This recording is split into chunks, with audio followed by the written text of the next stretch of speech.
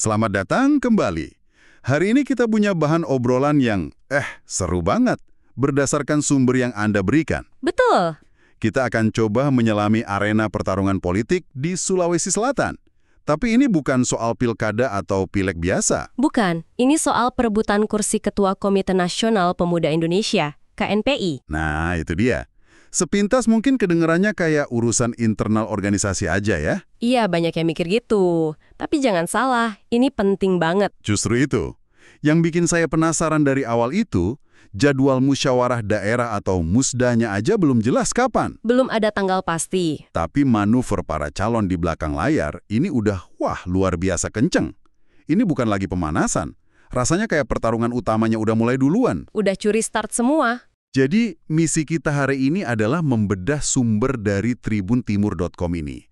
Kita mau petakan siapa aja pemainnya, dari kubu mana mereka, dan yang paling penting, strategi apa sih yang lagi mereka mainkan? Oke. Anggap aja ini cara cepat buat Anda untuk ngintip peta kekuatan politik generasi baru di Sulsel. Dan sebelum kita masuk lebih dalam, mungkin kita perlu samakan persepsi dulu ya. Sepenting apa sih KNPI ini? Nah, betul. Gini, secara historis Anda harus lihat KNPI ini sebagai kawah candra di muka, semacam akademi tidak resminya para calon politisi. Tempat penggemblengan ya? Tepat, banyak banget toko besar, baik level nasional maupun daerah, yang karirnya itu ditempa dan jaringannya dibangun dari sini. Jadi perebutan kursi ketua KNPI ini lebih dari sekedar milik ketua. Oke. Ini kayak kita ngintip dapurnya politik Sulsel. Kita bisa lihat siapa lagi dekat dengan siapa, seberapa kuat pengaruh partai di level anak muda, dan yang paling krusial, ini panggung audisi. Audisi untuk para pemimpin masa depan. Oke, menarik. Kita mulai dari Gerindra deh. Karena strategi mereka ini terus terang agak unik buat saya. Biasanya kan partai solid di belakang satu calon, ya kan? Tapi mereka justru secara terbuka dukung dua orang sekaligus. Ada Foni Ameliani Suwardi dan Fadel Muhammad Taupan Ansar. Ini sebenarnya cari aman atau gimana ya? Justru cari masalah? Pertanyaan yang bagus banget, karena di permukaan ini bisa dibaca sebagai, wah, bibit perpecahan nih. Iya kan? Tapi kalau kita gali lebih dalam, ini manuver yang sangat diperhitungkan. Coba Anda perhatikan detail yang disebut di sumber. Yang soal foto itu? Betul. Keduanya menghadap Ketua DPD Gerindra Sulsel, Andi Iwan Darmawan Aras, atau AIA. Dan diakhiri dengan foto bersama. Dalam politik, visual kayak gitu nggak pernah kebetulan loh. Jadi posisi AIA yang berdiri di tengah diapit Fadel sama Foni, itu ada maknanya ya? Semacam pesan restu yang seimbang gitu. Tepat sekali, itu pesan visual yang sangat kuat. Tapi yang lebih penting dari visualnya adalah siapa yang diapitnya.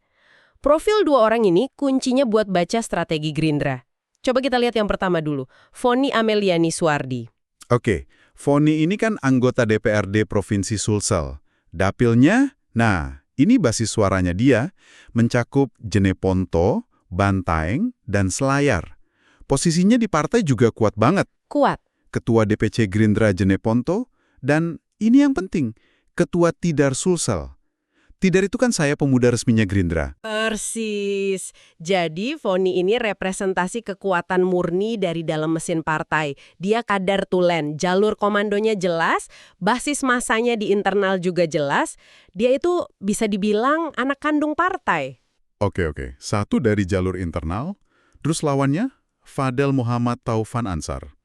Dia juga anggota DPRD Sulsel tapi dari Dapil Makassar A. Beda basis? Beda basis. Dan latar belakangnya juga menarik. Sumber nyebut dia pengusaha. Dan bukan sekedar pengusaha loh. Dia menjabat Ketua Himpunan Pengusaha Muda Indonesia, HIPMI, untuk Kota Makassar. Oh, oke, HIPMI. Jaringannya beda total sama Foni. Kalau Foni pegang kendali mesin politik, Fadil ini punya akses ke mesin ekonomi dan jaringan bisnis anak-anak muda mapan di ibu kota provinsi. Jadi sekarang polanya mulai kelihatan jelas ya. Ini bukan soal perpecahan. Bukan. Tapi soal strategi dua kaki. Satu kaki napak kuat di struktur internal partai, satu kaki lagi napak di dunia usaha. Gitu bukan? Tepat. Ini cara Gerindra menjangkau dua spektrum pengaruh yang berbeda secara bersamaan. Mereka nggak mau cuma bergantung sama satu jenis dukungan. Masuk akal. Dengan merestui Foni, mereka ngamanin suara dan loyalitas kader di bawah. Dengan merestui Fadel, mereka buka pintu dukungan dari kalangan profesional dan pengusaha muda. Ini manuver kepung dari dua arah.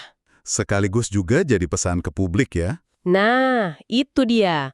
Pesannya, lihat, stok pemimpin muda kami banyak dan beragam. Ini canggih banget. Oke, strategi Gerindra sangat rapi, sangat terkontrol.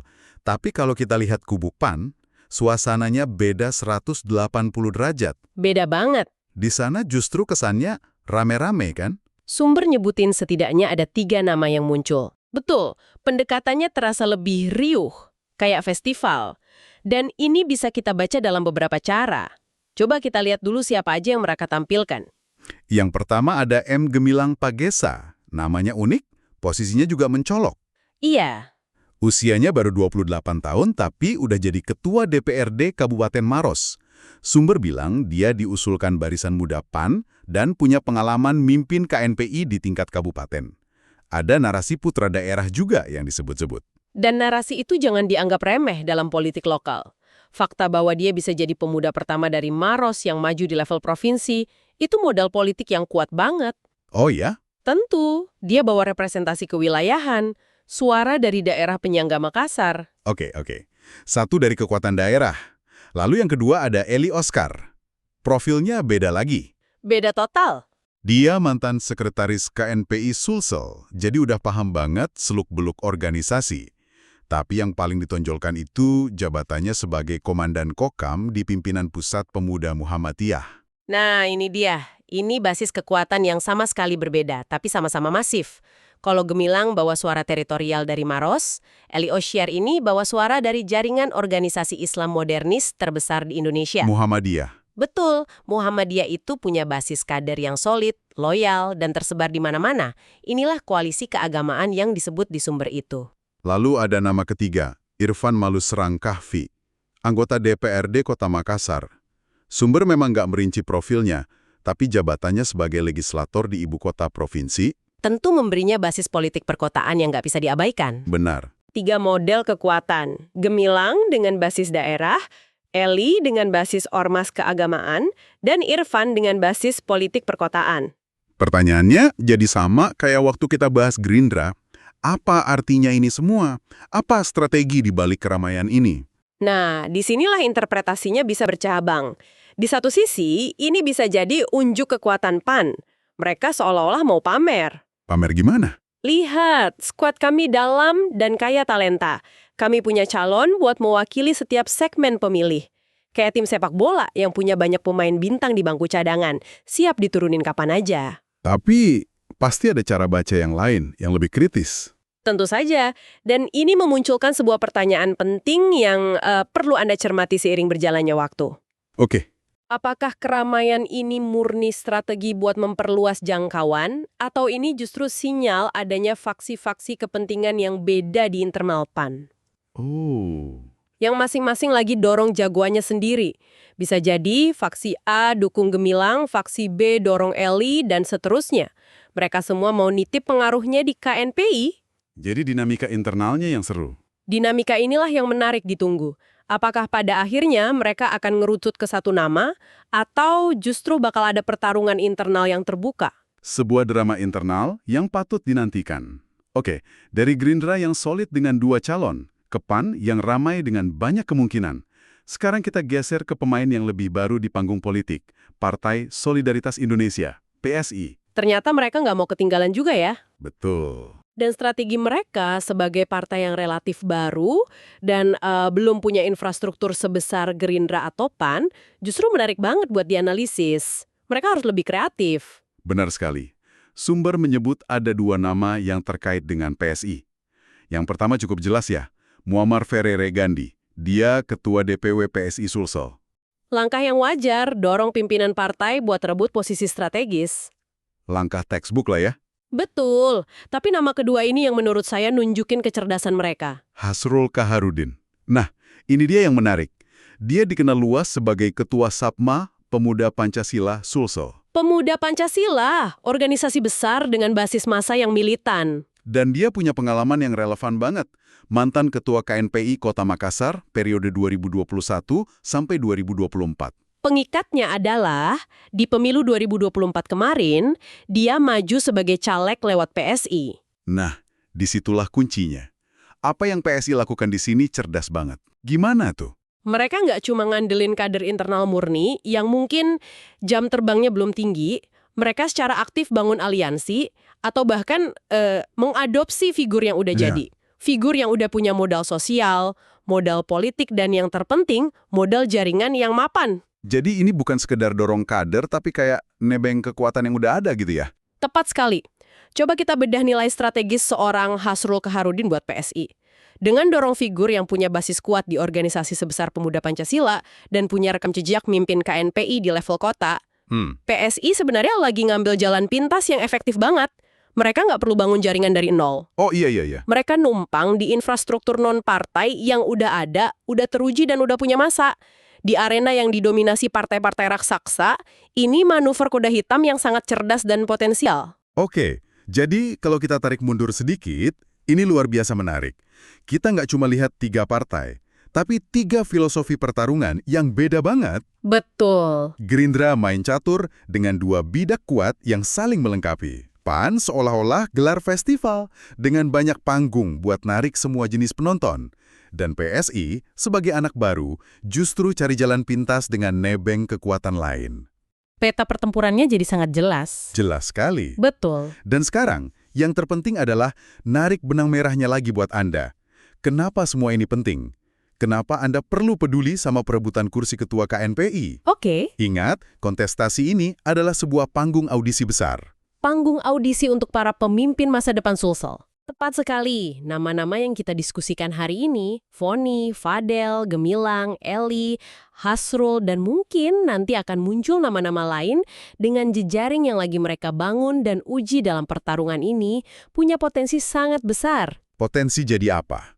Menjadi bupati, wali kota, atau anggota Dewan Penentu Kebijakan di Sulawesi Selatan dalam 5-10 tahun ke depan. Wah, sejauh itu ya? Betul.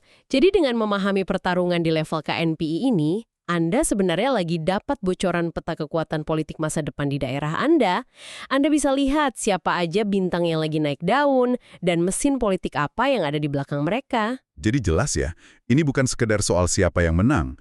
Ini tentang bagaimana kekuatan politik generasi baru sedang dibentuk, diuji, dan dipetakan di depan mata kita semua. Betul sekali. Ini kayak laboratorium politik yang hasilnya bakal terasa banget beberapa tahun lagi. Benar. Dan sebelum kita tutup, ada satu hal yang masih mengganjal di pikiran saya setelah kita bedah sumber ini. Apa itu? Sumber yang kita bahas ini kan bagus banget dalam memetain kandidat yang asalnya dari partai politik. Gerindra, PAN, PSI, fokusnya jelas banget ke sana. Betul, semuanya politisi atau figur yang berafiliasi dengan partai.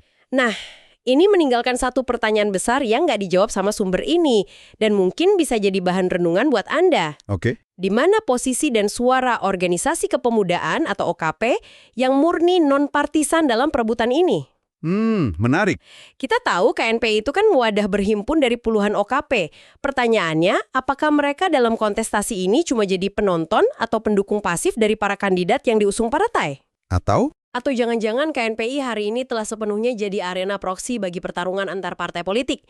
Dan apakah sebetulnya masih ada ruang bagi suara pemuda yang independen yang benar-benar berangkat dari rahim OKP untuk memimpin? Jawaban atas pertanyaan itu menurut saya akan sangat menentukan wajah dan relevansi KNPI di masa depan. Download Tribun X sekarang. Menghadirkan lokal menjadi Indonesia.